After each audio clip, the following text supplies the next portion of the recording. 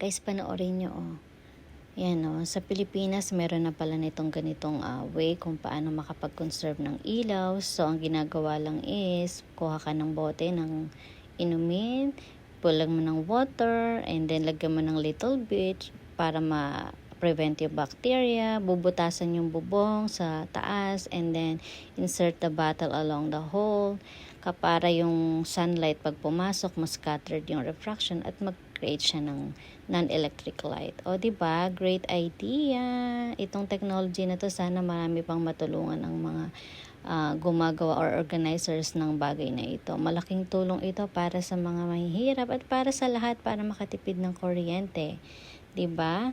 So, kung sino man ang naka-invento nito, you're a hero. Kasi ang laki ng tulong nito sa mga bansang mahihirap kagaya ng Pilipinas, Africa, at ang iba